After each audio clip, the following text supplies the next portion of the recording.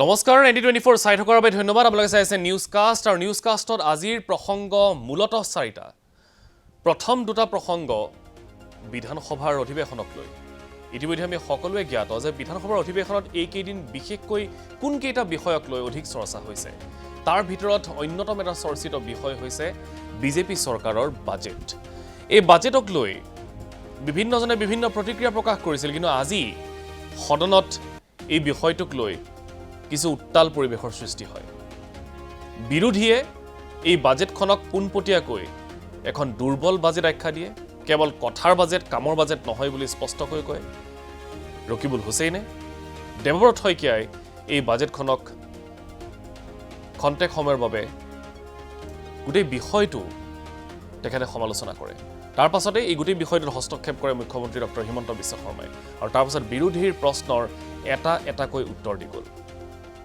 লগতে দীৰ্ঘদিনৰ পৰা ব্ৰহ্মপুত্ৰৰ দুয়োপাৰে এক্সপ্ৰেছ হাইৱে নিৰ্মাণৰ যিটো প্ৰসংগ বিভিন্ন মাধ্যমত চৰ্চিত হৈ আছিল সেই প্ৰসংগৰো আজি উত্তৰ দিলে মুখ্যমন্ত্ৰী ডক্টৰ হিমন্ত বিশ্ব শৰ্মাই সদনত দ্বিতীয়টো বিষয় আছিলে কংগ্ৰেছ আৰু এআইইউডিএফৰ মিত্ৰতা ইতিমধ্যে আমি গম পাওঁ যে বিপিএফে ফালৰি কাটিছে মিত্ৰতাৰ পৰা বিপিএফে স্পষ্টকৈ কৈছে তেওঁলোক শাসকীয় পক্ষত নাথাকে কিন্তু বিৰোধীটো নাথাকে আৰু কেনেবাকৈ যেন এআইইউডিএফে সেইটো স্থিতিয়ে গ্ৰহণ কৰিবলৈ গৈ আছে আজি কেতবোৰ কথাত সেই কথা স্পষ্ট হৈছে তৃতীয়তে উলাল লাভলিনাৰ প্ৰসংগ আৰু লাভলিনা বুঢ়াগোহাঁইক লৈও সদনত আজি কিছু বাকবিতণ্ডা চলিল এই বিষয়সমূহ সদনত আলোচনা হৈ থাকিল তাৰ পাছত আৰু এটা আজিৰ দিনটোৰ গুৰুত্বপূৰ্ণ বিষয় হৈছে ৰাষ্ট্ৰীয় ৰাজনীতিৰ সেইটো হৈছে আকৌ এবাৰ পেগাছাছক লৈ ৰাষ্ট্ৰীয় ৰাজনীতিত যেনে ধৰণৰ বিতৰ্কৰ সৃষ্টি হৈছে তাৰ পাছত আজিৰ দিনটোত দুগৰাকীকৈ প্ৰতিনিধিয়ে এই সন্দৰ্ভত বক্তব্য ৰাখিছে প্ৰথমগৰাকী হৈছে সাংসদ গৌৰৱ গগৈ আৰু দ্বিতীয়তে অসমৰ মুখ্যমন্ত্ৰী ডক্টৰ হিমন্ত বিশ্ব শৰ্মায়ো এই সন্দৰ্ভত সংবাদমেল সম্বোধন কৰি কিছু মন্তব্য আগবঢ়ায় কি ক'লে তেখেতে আমি জনাম লগতে আৰু কেইবাটা গুৰুত্বপূৰ্ণ খবৰ আছে নিউজ কাষ্টত কিন্তু আৰম্ভ কৰিছোঁ আন্তঃৰাষ্ট্ৰীয় প্ৰেক্ষাপটৰ আটাইতকৈ চৰ্চিত বিষয়টোৰ সৈতে বিষয় হৈছে জেফ বেজছ ইতিহাস ৰচি মহাকাশৰ পৰা উভতি আহিল পৃথিৱীৰ আটাইতকৈ ধনাঢ্য ব্যক্তি জেফ বেজছৰ ব্লু অৰিজিন কোম্পানীৰ শ্বেফাৰ্ড ৰকেটৰ জৰিয়তে আজি সন্ধিয়া 6:30 বজাত মহাকাশলৈ উৰা মাৰিছিল জেফ বেজছৰ লগতে আন তিনি সতীৰ্থই মহাকাশত প্ৰায় 11 মিনিট সময় অতিবাহিত কৰি পুনৰ তেওঁলোক মাটিলৈ ঘূৰি আহে সন্ধিয়া 6:30 বজাত টেক্সাছৰ পৰা উৎক্ষেপণ হৈছিল এই বিশেষ যানখন পৃথিৱীৰ পৰা 100 কিলোমিটাৰ ওপৰলৈ গৈ কাৰ্বন লাইন অতিক্ৰম কৰি গ'ল জেফ বেজছৰ লগতে আন তিনি সতীৰ্থ মাৰ্ক বেজছ ৱেইলি ফেংক আৰু অলিভাৰ ডেইমেনে ইমানখিনি উচ্চতাত এক প্ৰকাৰৰ উপঙিবলৈ আৰম্ভ কৰে মানুহ অৰ্থাৎ মধ্যাকৰ্ষণ শক্তিয়ে ঢুকি নোপোৱা এটা উচ্চতাত তেওঁলোক গৈ অৱতীৰ্ণ হয় ৰিচাৰ্ড বেনছনৰ পাছত এনেধৰণে মহাকাশ ভ্ৰমণ কৰি একেদিনাই উভতি অহা জেফ বেজছ আৰু সতীৰ্থসকল হৈছে দ্বিতীয়টো দল এই মুহূৰ্তত সেই দৃশ্যাংশ দেখুৱাইছোঁ এই বিশেষ কেপচুলটোত তেওঁলোক এনেধৰণে সেই উচ্চতাৰ পৰা উভতি আহে মাটিৰ দিশে এই যাত্ৰা দুই প্ৰকাৰে উল্লেখনীয় আছিল দুটা বিশেষ বিষয়ৰ বাবে উল্লেখনীয় আছিল এই যাত্ৰাটো সেই বিষয় দুটা আমি কম কিন্তু তাৰ আগতে সেই বিশেষ মুহূৰ্তটো দেখুৱাইছোঁ প্ৰায় 11 মিনিট সময় মহাকাশত উৰি ফুৰাৰ পাছত পৃথিৱীৰ এটা দৃষ্টিনন্দন এটা অভিজ্ঞতা তেওঁলোকে উপলব্ধি কৰাৰ পাছত এনেধৰণে এই বিশেষ কেপচুলটোত তেওঁলোক উভতি আহে আৰু এই খালী ঠাইটুকুৰাত তেওঁলোক লেণ্ড কৰে আৰু এই মুহূৰ্তত দেখুৱাইছোঁ সেই বিশেষ মুহূৰ্তটো এয়া হৈছে লেণ্ডিঙৰ সেই বিশেষ মুহূৰ্তটো এই কেপচুলটোৰ ভিতৰতে আছিলে চাৰিওগৰাকী জেফ বেজছৰ সৈতে আন তিনি সতীৰ্থ আকৌ কৈছোঁ তেওঁলোক হৈছে মাৰ্ক বেজছ ৱেইলি ফেংক আৰু অলিভাৰ ডেইমেন আৰু তাৰ পাছত পৰিয়ালৰ লোকে আৰু লগতে তেওঁৰ শুভাকাংক্ষীসকলে তেওঁলোকক সাৱটি ধৰে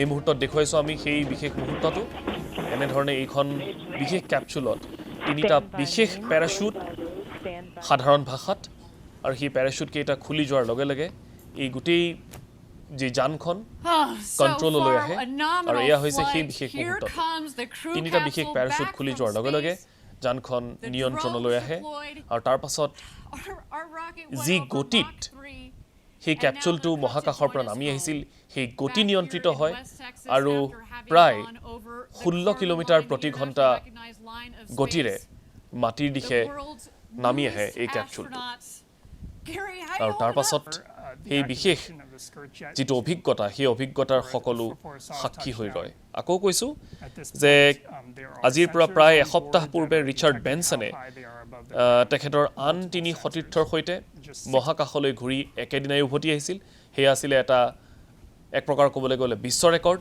আৰু তাৰ পাছত আজি জেফ বেজছ বিশ্বৰ আটাইতকৈ ধনাঢ্য ব্যক্তি জেফ বেজছ আজি এনেধৰণে তেওঁৰ 3 সতীৰ্থ মাৰ্ক বেজছ উইলি ফ্ৰেংক আৰু অলিভাৰ ডেমেনৰ সৈতে আহি লেণ্ড কৰাৰ সেই দৃশ্য দেখুৱাইছে তাৰ পাছত তেওঁলোকৰ পৰিয়ালৰ লোক আৰু সতীৰ্থসকলে তেওঁলোকক আলিংগন কৰি আদৰণি জনায় এয়া হৈছে সেই বিশেষ মুহূৰ্তটো এতিয়া আকৌ কৈছোঁ যে এই যাত্ৰাটো আছিল দুটা বিষয়ৰ বাবে উল্লেখনীয় কিয়নো 82 বছৰীয়া ৱেইলি ফ্ৰেংক হৈছে মহাকাশলৈ যোৱা আটাইতকৈ বয়োজ্যেষ্ঠ ব্যক্তি 82 বছৰীয়া ৱেইলি ফ্ৰেংক তেখেতে এই দলটোৰ সদস্য আছিল ইয়াৰ বিপৰীতে 18 বছৰীয়া অলিভাৰ ডেমেন হৈছে বিশ্বৰ সৰ্বকনিষ্ঠ মহাকাশ যাত্ৰী ডেমেন হৈছে ব্লু অৰিজিনৰ প্ৰথমগৰাকী পেইং কাষ্টমাৰ আকৌ কৈছোঁ 18 বছৰীয়া যিগৰাকী অলিভাৰ ডেমেন আছে তেখেত হৈছে এই বিশেষ যানখনৰ প্ৰথমগৰাকী পেইং কাষ্টমাৰ অৰ্থাৎ $28 মিলিয়ন ব্যয় কৰি টিকট ক্ৰয় কৰি এই মহাকাশ যাত্ৰা কৰিছে ছাত্ৰগৰাকীয়ে এই যিটো অভিজ্ঞতা তেওঁ কৰি আহিলে মহাকাশৰ পৰা এদিনীয়া ভ্ৰমণ ইয়াৰ বাবে তেওঁ ব্যয় কৰিছিল তেখেতৰ পিতৃয়ে ব্যয় কৰিছিল $28 মিলিয়ন এই দলটো উভতি অহাৰ লগে লগে পৰিয়াল আৰু শুভাকাংক্ষীয়ে তেওঁলোকক উষ্ম আদৰণি জনায় আৰু এয়া হৈছে সেই বিশেষ মুহূৰ্তটোৰ কিছু দৃশ্য Sensors on board that are detecting how high they are above the ground, multiple sensors. আমি আগবাঢ়িছোঁ অন্য কিছু প্ৰসংগলৈ আৰু প্ৰসংগ হৈছে বিধানসভাত বিত্তমন্ত্ৰী অজন্তা নেওগে বাজেট দাখিলৰ পিছত আজি বিতৰ্কৰ সূত্ৰপাত ঘটে চৰকাৰক সমালোচনাৰে থকা সৰকা কৰিলে বিৰোধী পক্ষই মুখ্যমন্ত্ৰী সহ শাসক বিৰোধীৰ 34 গৰাকী বিধায়কে এই বিতৰ্কত অংশ লোৱা পৰিলক্ষিত হ'ল বিৰোধী দলপতি দেৱব্ৰত শইকীয়াৰ লগতে উপদলপতি ৰকিবুল হুছেইনে এই বাজেটক সমালোচনা কৰিলে ৰকিবুল হুছেইনে ক'লে এই বাজেট কথাৰহে বাজেট কামৰ নহয় বাজেটক লৈ জ্যেষ্ঠ কংগ্ৰেছী ভৰত নৰহু অসন্তুষ্ট নৰহৰ অভিযোগ এই বাজেট অন্ধক হস্তি দৰ্শনৰ বাদে আন একো নহয় বেমাৰৰ কেঞ্চাৰ চাইকেলৰ পামচাৰ আৰু এই চৰকাৰৰ এই বাজেটৰ লেকচাৰ এইবিলাকৰ কোনো নাই আনসাৰ এই বাজেট বিশেষকৈ আপোনাৰ বাজেটটো পঢ়াৰ পিছত এনেকুৱা লাগিছে যে অন্ধক হস্তি দৰ্শন বিৰোধীৰ আক্ৰমণৰ পাছতে এতিয়া বাজেট বিতৰ্কত অংশগ্ৰহণ কৰে মুখ্যমন্ত্ৰী ডক্টৰ হিমন্ত বিশ্ব শৰ্মাই ভাষণ আৰম্ভ কৰিয়ে মুখ্যমন্ত্ৰীৰ আক্ৰমণৰ লক্ষ্য হৈ পৰিল কংগ্ৰেছ চৰকাৰৰ বাজেটখন জিডিপি সম্পৰ্কত তথ্য ল'বলৈ কংগ্ৰেছ শাসিত পঞ্জাব ৰাজস্থান আদি ৰাজ্য ভ্ৰমণ কৰিবলৈ মুখ্যমন্ত্ৰীয়ে পৰামৰ্শ দিলে দেৱব্ৰত শইকীয়া আৰু ৰকিবুল হুছেইনক কংগ্ৰেছৰ যদি বাজেটবিলাক ৰিচাৰ্চ কৰে তেতিয়ালে এনেকুৱা পাব 90% হোৱা নাছিল প্ৰাক্তন মুখ্যমন্ত্ৰী তৰুণ গগৈ ডাঙৰীয়াই কৈছিল যে মোৰ 5 বছৰ হৈ গ'ল এবাৰ বিহুত মই সবকে নগদ টকা দি দিম এটা বহুত ডাঙৰ প্ৰমিজ আছিল কিন্তু মানুহেতো এটকাও নাই পোৱা দেৱব্ৰত শইকীয়া ডাঙৰীয়াক আৰু ৰকিবুল হুছেইন ডাঙৰীয়াক অনুৰোধ কৰিম যে কেতিয়াবা আপোনালোক পাঞ্জাবলৈকে যাব it is a Congress rule state পাঞ্জাবত ডেট জিএছডিপি ৰেচিঅ' আছে 39.9% তাৰমানে জিএছডিপি আৰু ডেপ 3,50,000 আৰু 18,000 যিটো ডেপ জিএছডিপি ৰেচিঅ' হয় কংগ্ৰেছ ৰুল ষ্টেট পাঞ্জাবৰ ডেপ জিএছডিপি ৰেট আছে 39.9% তাৰপিছত আৰু এখন কংগ্ৰেছ ৰুল ষ্টেট আহক ৰাজস্থানৰ ডেপ জিএছডিপি ৰেচিঅ' আছে 33. ইয়াৰ পাছত মুখ্যমন্ত্ৰীৰ প্ৰসংগ আছিল বাজেটত দাম বৃদ্ধি আৰু লগতে এক্সপ্ৰেছ হাইৱে বাজেটত দাম বৃদ্ধি নিয়ন্ত্ৰণৰ কোনো কথা নাই বুলি সমালোচনা কৰিছিল বিৰোধীয়ে তাৰো উত্তৰ দিলে মুখ্যমন্ত্ৰীয়ে লগতে প্ৰসংগ ব্ৰহ্মপুত্ৰৰ দুয়োপাৰে এক্সপ্ৰেছ হাইৱে বিধায়ক ভৰত নৰহে কৰা সমালোচনাৰ প্ৰত্যুত্তৰ দি মুখ্যমন্ত্ৰী ডক্টৰ হিমন্ত বিশ্ব শৰ্মাই ক'লে এক্সপ্ৰেছ হাইৱেৰ পৰিৱৰ্তে 10,000 কিলোমিটাৰ পথ নিৰ্মাণ হ'ব মথাউৰিসমূহত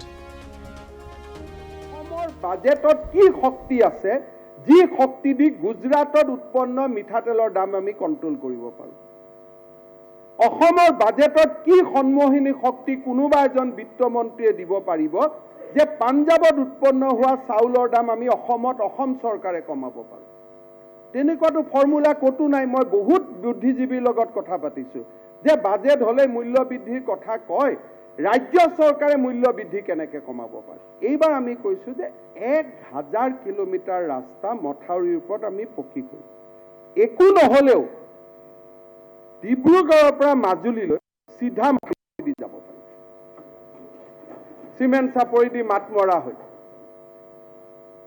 মই সেই শব্দবিলাক নকওঁ মই বিনম্ৰতাৰে সৈতে ক'ম যে will build 1,000 kilometre road on embankment কাৰণ ব্ৰহ্মপুত্ৰৰ ওপৰত এক্সপ্ৰেছ হাইৱে সম্ভৱো নহয় ইয়াৰ পাছত সমুখ সমৰত AUDF আৰু অখিল গগৈ AUDFৰ বাবে বিধানসভা নিৰ্বাচনত কংগ্ৰেছ মহাজোঁটত চামিল নোহোৱা ৰাইজৰ দলৰ নেতা অখিল গগৈক চলিত বিধানসভা অধিৱেশনত আক্ৰমণৰ লক্ষ্য কৰি লৈছে AUDFে যাৰ পৰিণতিত দুই পক্ষৰ মাজত আৰম্ভ হৈছে এখন ৰাজনৈতিক বাকযুদ্ধ আজিৰ দিনটোত এই সন্দৰ্ভত কোনে কাক কি ক'লে চাওক এই ৰিপৰ্টত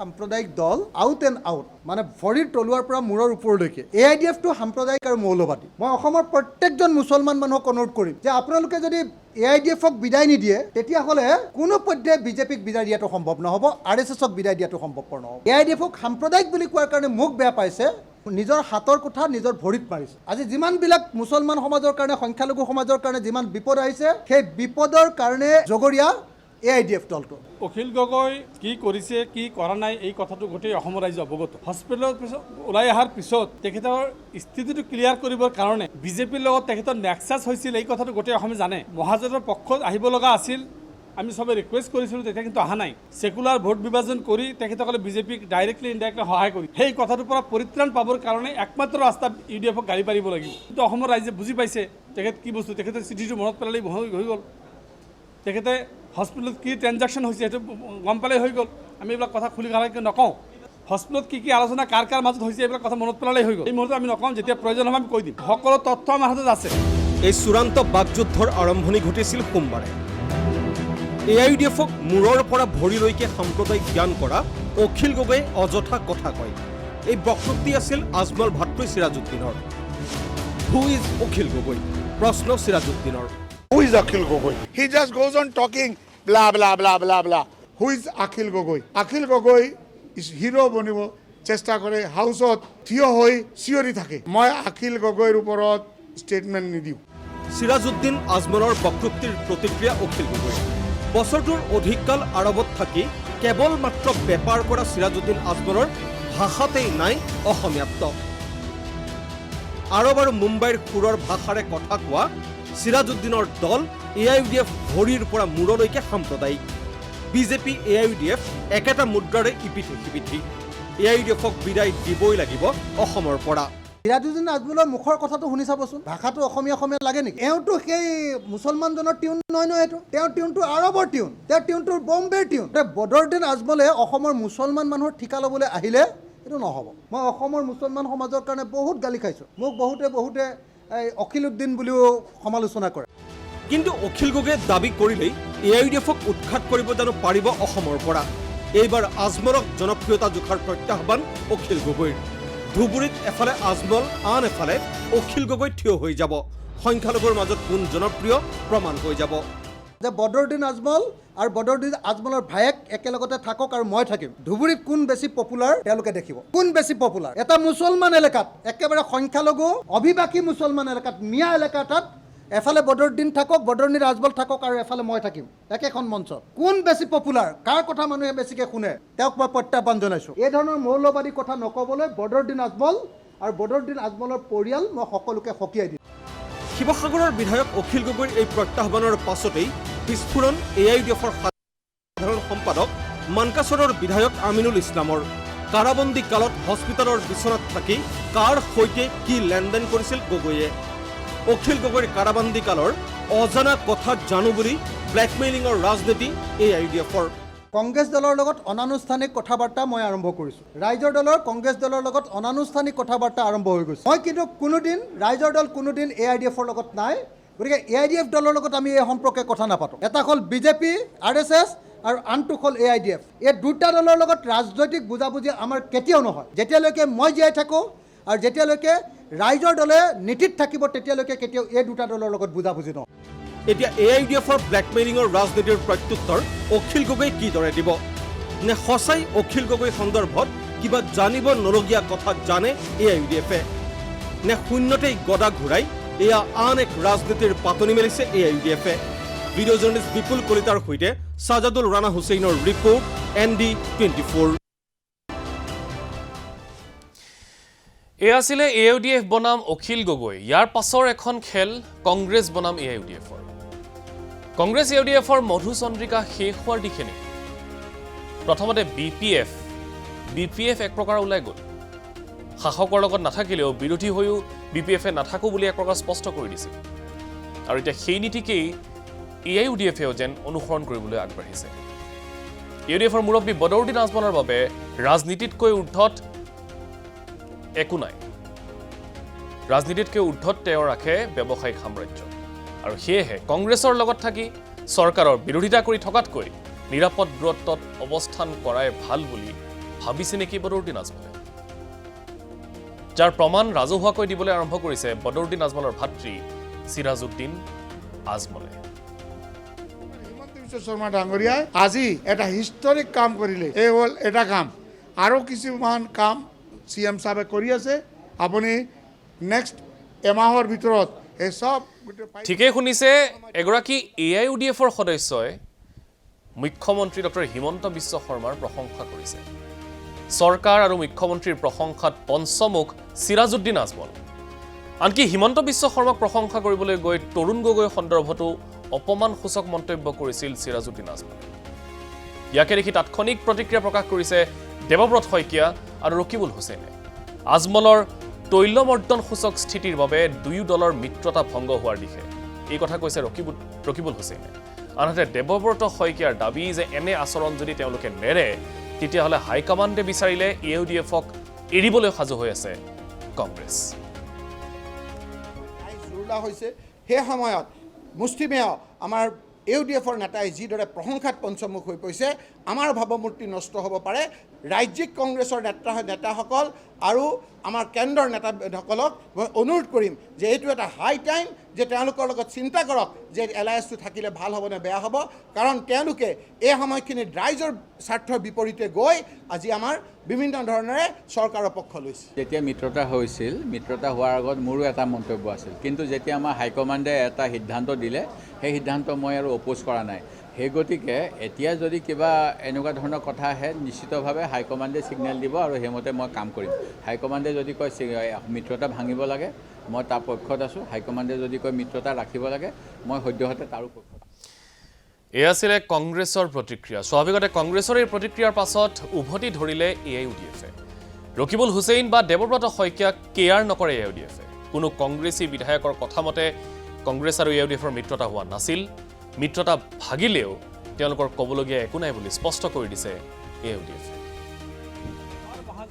ৰকিবুল হুছেইন সাহেবৰ কথাটো হোৱা নাই কোনোবা বিধায়কৰ কথাটো হোৱা নাই it is a decision by the AICC and AIUDF high command AICC যদি কয় আজিৰ পৰা আপোনালোক ভংগ হৈছে মষ্ট ৱেলকাম আৰু যদি কয় যে বিজেপিক দূৰত ৰাখিবৰ স্বাৰ্থত হৈছে তেতিয়া আমি থাকিম কিন্তু কথাটো হৈছে চৰকাৰৰ সব কাম বিৰোধ কৰিব লাগিব এনেকুৱা কোনো যুক্তি নাই যিখিনি ভাল কাম অসমীয়াৰ কাৰণে কৰিছে আমি সমৰ্থন কৰিম আমি কৈছোঁ কনষ্ট্ৰাক্টিভ এয়া আছিলে ৰাজনীতিৰ প্ৰসংগ ইফালে টকিঅ' অলিম্পিকত প্ৰতিনিধিত্ব কৰা অসম কন্যা লাভলীনা বৰগোহাঁইক আজি অসম বিধানসভাৰ মজিয়াত শুভেচ্ছা জ্ঞাপন কৰা হ'ল সংসদীয় পৰিক্ৰমা দপ্তৰৰ মন্ত্ৰী পীয়ুষ হাজৰিকাই এই প্ৰস্তাৱ পাঠ কৰাৰ পাছতেই শাসক বিৰোধীয়ে সমৰ্থন জনায় ইফালে বিধানসভাত প্ৰাক্তন ৰাষ্ট্ৰীয় খেলুৱৈ লাভলীনাৰ দুই জ্যেষ্ঠ ভগ্নীক চৰকাৰী চাকৰি দিয়াৰ প্ৰস্তাৱ উত্থাপন কৰে সংসদীয় পৰিক্ৰমা মন্ত্ৰী পীয়ুষ হাজৰিকাই লাভলীনাক লৈ আজি কেনেধৰণৰ আলোচনা হ'ল এই সন্দৰ্ভত চাওক আমাৰ এক বিশেষ ৰিপৰ্ট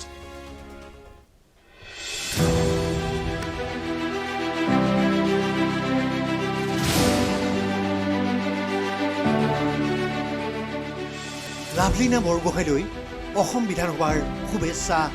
অলিম্পিকত সৰ্বোচ্চ প্ৰদৰ্শন কৰি দেশ তথা ৰাজ্যখনলৈ গৌৰৱ লৈ আহিব বুলি আশা ৰখাৰ লগতে তেখেতলৈকে শুভেচ্ছা জনাই অসম বিধানসভাই আজি প্ৰস্তাৱ গ্ৰহণ কৰে। সদনত আৱেগিক পৰিৱেশ। নীৰৱ সাধনাৰে সম্বৰ্ধনা প্ৰশস্তিৰ আতিশয্যৰ বাহিৰত থাকি টকিঅ' অলিম্পিকলৈ ৰাওনা হ'ল অসম কন্যা লাভলীনা বৰগোহাঁই। লাভলীনালৈ ইতিমধ্যেই সহস্ৰজনে জনাইছে শুভেচ্ছা, মৰম আৰু আশীৰ্বাদ। অসম বিধানসভাও ব্যতিক্ৰম নহ'ল। প্ৰথমবাৰৰ বাবে এগৰাকী খেলুৱৈক কেন্দ্ৰ কৰি অসম বিধানসভাত শুভেচ্ছা প্ৰস্তাৱ গ্ৰহণ কৰা হ'ল। পুৱাৰ ভাগত সংসদীয় পৰিক্ৰমা মন্ত্ৰী পীয়ুষ হাজৰিকাই আনিলে শুভেচ্ছা প্ৰস্তাৱ। লাভলীনা বৰগোহাঁয়ে আগন্তুক টকিঅ' অলিম্পিকত মুষ্টিযুদ্ধ শাখাত ভাৰতবৰ্ষক প্ৰতিনিধিত্ব কৰাৰ যোগ্যতা অৰ্জন কৰি ৰাজ্যখনলৈ গৌৰৱৰ বাৰ্তা কঢ়িয়াই আনিছে। সুযোগ্য অসম সন্তানগৰাকীৰ এই কৃতিত্বক সগৌৰৱেৰে স্মৰণ কৰি অলিম্পিকত সৰ্বোচ্চ প্ৰদৰ্শন কৰি দেশ তথা ৰাজ্যখনলৈ গৌৰৱ লৈ আহিব বুলি আশা ৰখাৰ লগতে তেখেতলৈকে শুভেচ্ছা জনাই অসম বিধানসভাই আজি প্ৰস্তাৱ গ্ৰহণ কৰে। সমৰ্থন জনালে শাসক বিৰোধী সকলো বিধায়কে। বিৰোধী দলপতি দেৱব্ৰত শইকীয়াই ক'লে, এয়া অতি গৌৰৱৰ মুহূৰ্ত। যি পৰিৱেশৰ পৰা আহি তেওঁ এইখিনি পাইছেহি, এটা গাঁৱলীয়া অঞ্চলৰ পৰা, আৰু তাৰ বাবে যিখিনি পৃষ্ঠপোষকতা পালে সেই পৃষ্ঠপোষকসকলকো মই আজি ধন্যবাদ জনাইছোঁ আৰু আশা কৰিছোঁ তেওঁৰ দ্বাৰা আমাৰ সকলো উঠি অহা প্ৰজন্ম খেলা ধূলাৰ প্ৰতি অনুপ্ৰাণিত হ'ব আৰু তেওঁক আমাৰ ৰাজ্যৰ যদি কিবা ব্ৰেণ্ড এম্বেচাডৰ বনাব পাৰে খেলা ধূলাৰ প্ৰতি, চৰকাৰক সেই অনুৰোধো মই জনাই প্ৰস্তাৱটো সমৰ্থন কৰিছোঁ। ইয়াৰ মাজতে বক্তব্য ৰাখিবলৈ থিয় হ'ল BPFৰ বিধায়ক দুৰ্গা দাস বড়ো। বড়োৰ মন্তব্য, লাভলীনা যাতে নিজৰ লক্ষ্যৰ প্ৰতি বিচলিত নহয় তাৰ বাবে মানসিকভাৱে প্ৰস্তুত হ'ব লাগিব। টানি আনিলে সীমা দাসৰ প্ৰসংগও। বিধানসভাৰ উপাধ্যক্ষ নুমল মমিনে মাজতে মাত দিলে, উদাহৰণ নিদিব। যেতিয়া এনেকৈ উৎসাহ উদ্দীপনা জনোৱা হয়, বেক কৰি অহাৰ পিছত তেওঁক গাইডেন্স দিয়াৰ প্ৰয়োজন আছে। মেডেল, মই অলপ আগতে এখেতে ধিং এক্সপ্ৰেছৰ যিটো কথা ক'লে, অলপ ব্ৰেক মাৰিয়াৰ প্ৰয়োজন আছে। সেই ব্ৰেকটো নামাৰিলে ক'ৰবাত তেওঁ যিহেতু কম বয়সৰ ল'ৰা ছোৱালী হয়, তেওঁলোক কম বয়সৰ ল'ৰা ছোৱালী হোৱাৰ কাৰণে তেওঁলোকৰ মাইণ্ডবিলাক অন্যফালে গুচি যায়। যিটো তেওঁৰ মানে গ'ল, সন্মুখত যিটো গ'ল থাকে, সেই গ'লটোলৈ যোৱাটো টান হয়। গতিকে হিমা দাসৰ ক্ষেত্ৰত বহুত লিখা লিখি হৈছে।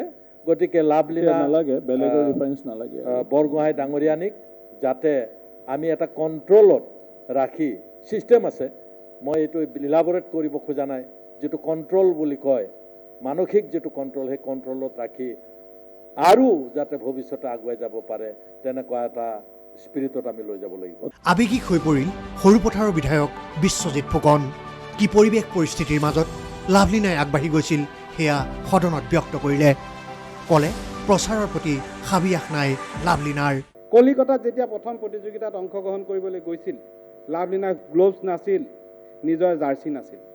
এজনী জ্যেষ্ঠা প্ৰতিযোগীক তাই জাৰ্চি বিচাৰিছিল, গ্ল'ভছ বিচাৰিছিল। ক'লে, তুমি খেলাৰ পাছত তোমাৰ পোচাকযোৰ মোক দিবা, মই যাতে খেলিব পাৰিম। কিন্তু আচৰিত কথা, সেই খেলত জ্যেষ্ঠা প্ৰতিযোগীগৰাকী যেতিয়া হাৰিলে, লাভলীনাক পোচাকযোৰ দিবলৈ, গ্ল'ভছযোৰ দিবলৈ অমান্তি হ'ল। তাৰ পাছত বেলেগৰ এটা জলহু পোচাক পিন্ধি লাভলীনাই সেই প্ৰতিযোগিতাত অংশগ্ৰহণ কৰিলে আৰু ভাৰতবৰ্ষৰ ভিতৰত প্ৰথম হৈ গ'ল্ড মেডেল আনিলে। লাভলীনা চুকে কোণে গাঁৱে ভূঞে লুকাই বহুত আছে। আমাক পৰিৱেশ দিব যদি আমি পাৰোঁ, লাভলীনাৰ দৰে অজস্ৰ খেলুৱৈ ওলাব। এই সদনে ক্ৰীড়াৰ ক্ষেত্ৰত অগ্ৰাধিকাৰ দিছে। মই সেই সমষ্টিৰ বিধায়ক হিচাপে, সেইখন জিলাৰ ক্ৰীড়া সন্থাৰ সভাপতি হিচাপে মই আনন্দ পাইছোঁ। লক্ষণীয় যে আজি বিধানসভাত প্ৰাক্তন ময়াঠাইৰ ৰাষ্ট্ৰীয় খেলুৱৈ লাভলীনাৰ দুই জ্যেষ্ঠ ভগ্নীক চৰকাৰী চাকৰি দিয়াৰ প্ৰস্তাৱ উত্থাপন কৰে সংসদীয় পৰিক্ৰমা মন্ত্ৰী পীয়ুষ হাজৰিকাই। ইয়াৰ পিছতে উৎফুল্লিত হৈ পৰিছে লাভলীনাৰ সৰুপথাৰস্থিত ঘৰখন। সম্প্ৰতি নিৰাপত্তা বাহিনীৰ কৰ্মৰত লাভলীনাৰ দুই যমজ ভগ্নীক চৰকাৰে চৰকাৰী চাকৰি দিবলৈ গ্ৰহণ কৰা প্ৰস্তাৱক আদৰণি জনাইছে লাভলীনাৰ পিতৃয়ে। তেওঁলোকে ইতিমধ্যে আপোনাৰ কেন্দ্ৰীয় চৰকাৰৰ অধীনত চাকৰি কৰি আছে দুইজনীয়ে, এজনী CISFত এজনী BSFত। হ'লেও যদি ডাঙৰ ছোৱালীজনীৰ নাম লিচা বৰগোহাঁই আৰু মাজুজনীৰ নাম লিমা বৰগোহাঁই। আৰু যদি তেওঁলোকে ইচ্ছা কৰে যে চৰকাৰে যদি সেইটো সুবিধা প্ৰদান কৰিছে, তেওঁলোকে অসম ৰাজ্যৰ এটা যদি তেনেকুৱা চাকৰি এটা যদি গ্ৰহণ কৰে এইটোতো ভাল কথা হ'ব। ইফালে কাইলৈ গুৱাহাটীত লাভলীনা বৰগোহাঁইৰ সমৰ্থনত লাজগেটৰ পৰা নেহৰু ষ্টেডিয়ামলৈ এক চাইকেল ৰেলী উলিওৱা হ'ব, য'ত উপস্থিত থাকিব মুখ্যমন্ত্ৰী ডক্টৰ হিমন্ত বিশ্ব শৰ্মা। এই চাইকেল ৰেলীৰ শ্লোগান হ'ব go for glory Lovlina. Bureau report ND24। অন্য কিছু প্ৰসংগলৈ আহিছোঁ। পৰীক্ষাৰ্থীৰ মূল্যায়নৰ বিসংগতিক লৈ শিক্ষামন্ত্ৰীয়ে প্ৰতিক্ৰিয়া প্ৰকাশ কৰিছে। এই সম্পৰ্কত প্ৰতিবেদন বিচাৰিছে শিক্ষামন্ত্ৰী ডক্টৰ অনুজ পেগুৱে। এই সমগ্ৰ ঘটনাৰ প্ৰতিবেদন দাখিল কৰিব শিক্ষা সচিব ধ্ৰুৱজ্যোতি দাসে। 15 দিনৰ ভিতৰত শিক্ষা সচিবগৰাকীয়ে এই প্ৰতিবেদন দিব লাগিব। শিক্ষা বিষয়া মাধৱ ডেকাক দিয়া হোৱা নাই কোনো পদোন্নতি। মাধৱ ডেকাক নজৰত ৰাখিছে শিক্ষা বিভাগে। এই মন্তব্য আগবঢ়ালে শিক্ষামন্ত্ৰীগৰাকীয়ে। পৰীক্ষাৰ ফলাফল মেনিপুলেট কৰা বিষয়ক লৈ কামৰূপ জিলাত যি গোচৰ ৰুজু হৈছে, এই ক্ষেত্ৰত মই কেইটামান স্পষ্টীকৰণ দিব বিচাৰোঁ। ইতিমধ্যে ইয়াত পুলিচে দোষী সাব্যস্ত কৰা আকাশ আলী আহমেদ মাজৰটোপ হায়াৰ ছেকেণ্ডেৰী স্কুলৰ অধ্যক্ষ, তেখেতক আমাৰ বিভাগে নিলম্বন কৰিছে।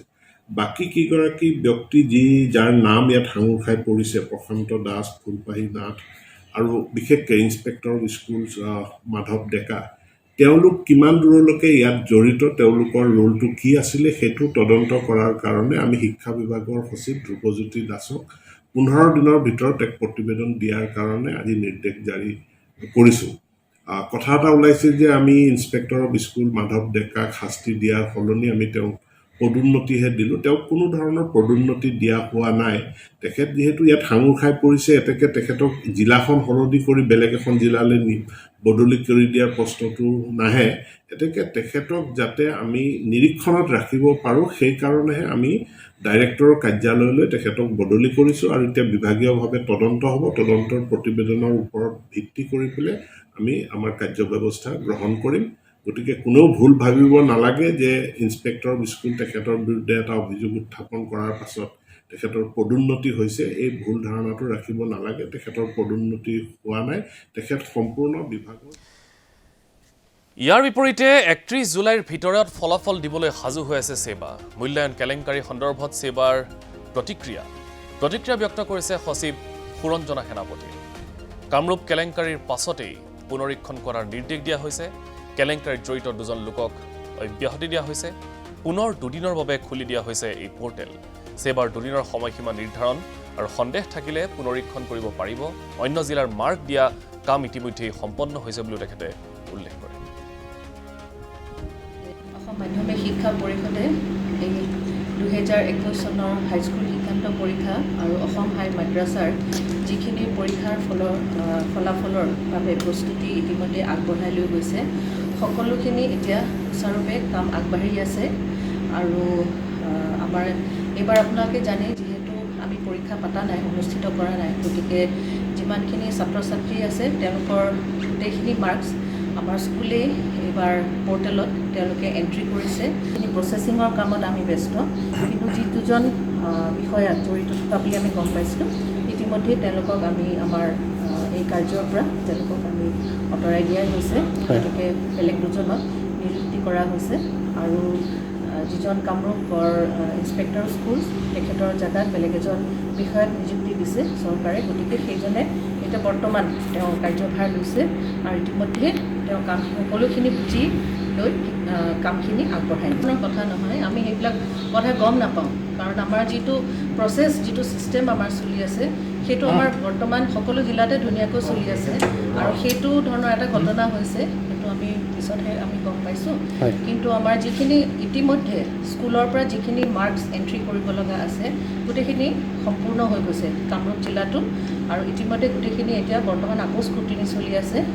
এই ৰিজাল্টটো আমি 31 জুলাইৰ ভিতৰত আমি দিবলৈ কাৰণে সম্পূৰ্ণ প্ৰস্তুতি আগবঢ়াই আছোঁ। আমি কামটো ভালকৈ সুচাৰুৰূপে কৰি আগবঢ়াই নিবলৈ কাৰণেহে আমি চেষ্টা কৰিছোঁ। আৰু মেনেজ হোৱাৰ কথা আমি সেইবিলাক একো কৰিবলৈ নোৱাৰোঁ। কিন্তু সেনেকুৱা ধৰণৰ কাম কেতিয়াও এলাউ কৰা নহয় আৰু গতিকে আমি সম্পূৰ্ণৰূপে আমি প্ৰস্তুতি চলাইছোঁ যাতে 31 জুলাইৰ ভিতৰত আমি ৰিজাল্ট। অন্য এটা প্ৰসংগলৈ আহিছোঁ। আজিও চোৰাংচোৱা বিতৰ্ক অৰ্থাৎ পেগাছাছ বিতৰ্কক লৈ দেশৰ ৰাজনীতি উত্তাল হৈ থাকিল। কালিৰ দিনটোত কংগ্ৰেছৰ মুখপাত্ৰ ৰণদীপ সিং সুৰজেৱালাই এই সন্দৰ্ভত প্ৰধানমন্ত্ৰী নৰেন্দ্ৰ মোদী আৰু লগতে অমিত শ্বাহক যথেষ্ট চোকা ভাষাৰে সমালোচনা কৰিছিল। তাৰ পাছত আজিৰ দিনটোত এই বিতৰ্কক মুখ খুলিছে সাংসদ গৌৰৱ গগৈয়ে। তেওঁ ক'লে যদিহে এই বিতৰ্ক বিজেপিয়ে কৰা নাই তেতিয়াহ'লে তদন্ত দিবলৈ সাহস কিয় কৰা নাই প্ৰধানমন্ত্ৰীয়ে। কেৱল ইমানেই নহয়, ৰাজ্যৰ মুখ্যমন্ত্ৰী ডক্টৰ হিমন্ত বিশ্ব শৰ্মায়ো আজি সংবাদমেল সম্বোধন কৰি এই সন্দৰ্ভত নিজৰ স্থিতি স্পষ্ট কৰিছে।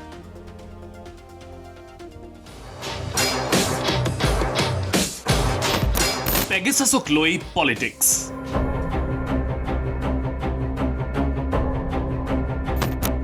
দেশৰ ৰাজনীতিত চোৰাংচোৱা বিতৰ্ক। কেন্দ্ৰীয় চৰকাৰক আক্ৰমণ কংগ্ৰেছৰ। দেশজুৰি তোলপাৰ লগাইছে পেগাছাছ স্পাইৱেৰ বিতৰ্কই।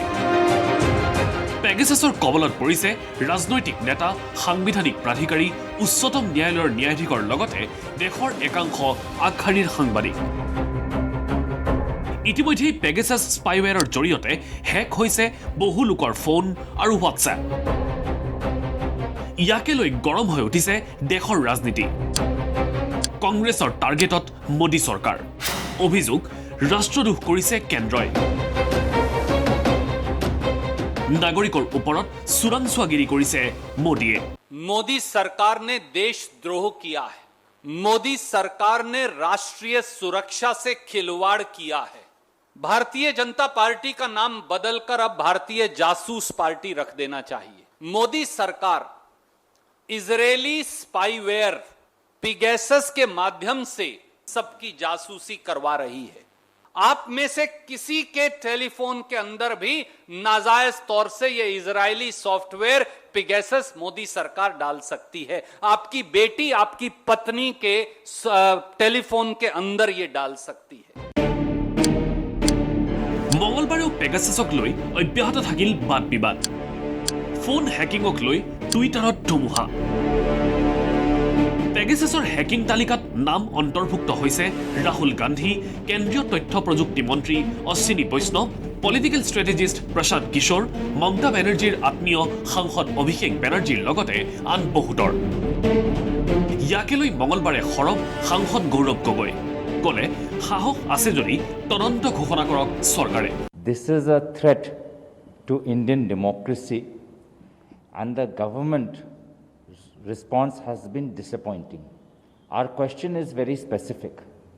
Why is the government afraid of ordering an independent probe under judicial oversight? The former IT minister wanted a probe, the current IT minister is defending it. So the government is showing two stands which are completely opposite to each other. দিল্লীয়েই নহয়, Pegasus বিতৰ্কক লৈ প্ৰতিক্ৰিয়া ৰাজ্যৰ মুখ্যমন্ত্ৰী doctor Himanta Biswa শৰ্মাৰো। সংবাদমেল সম্বোধন কৰি doctor শৰ্মাই ক'লে বিৰোধীৰ হাতত তথ্য নাই। এয়া প্ৰধানমন্ত্ৰীৰ ভাৱমূৰ্তি বিনষ্ট কৰাৰ অপচেষ্টাহে। That there is a phone tapping, that Pegasus কিবা প্ৰজেক্ট আৰম্ভ কৰিলে আৰু এই প্ৰজেক্টত যিসকল জড়িত তেওঁলোকে এটা ডাটাবেছ তেওঁলোকে ডিস্কভাৰ কৰিলে আৰু ক'লে যে এই মানুহবিলাকৰ phone potentially this phones could have been broken. অৰ্থাৎ ফোন টেপ হোৱা বুলিও ক'ব পৰা নাই। তেওঁলোকে কৈছে এটা আমি ডাটাবেছ পাইছোঁ আৰু আমি সন্দেহ প্ৰকাশ কৰিছোঁ যে this could have been potentially broken. So this is a well-designed international conspiracy to defame Narendra Modi, to defame Indian parliamentary system. কথা প্ৰসংগত ৰাহুল গান্ধীকো আক্ৰমণ হিমন্ত বিশ্ব শৰ্মাৰ। ফৰেনচিক পৰীক্ষা কৰিলেই সকলো ওলাই পৰিব। আৰু যদি আপোনালোকে চাই যে যিমান নাম্বাৰ দিছে কাৰো হেণ্ডছেটবিলাকো ফৰেনচিক হোৱা নাই। ইভেন অপজিশ্যন লিডাৰ ৰাহুল গান্ধীৰ নাম লিষ্টত আহিছে, কিন্তু Rahul Gandhi could have file N FIR with his device and device could have bin examine through forensic. কিন্তু সেইবিলাক একো হোৱা নাই মাত্ৰ আমাৰ ৰাষ্ট্ৰখনক কি ধৰণে দুৰ্বল কৰিব পাৰি how India can be weakened how India can be defamed তাৰ এটা কনস্পিৰেচি আৰম্ভ হ'ল এইদৰেই চোৰাংচোৱাগিৰিৰ অভিযোগত মঙলবাৰেও গৰম হৈ থাকিল দেশৰ ৰাজনীতি সময়হে ক'ব কংগ্ৰেছৰ এই অভিযোগৰ ভিত্তি কি নিউজ ডেস্ক ND24আপুনি চাই আছে ND24 সৰ্বশ্ৰেষ্ঠ নহয় সৰ্বোত্তমৰ দৌৰ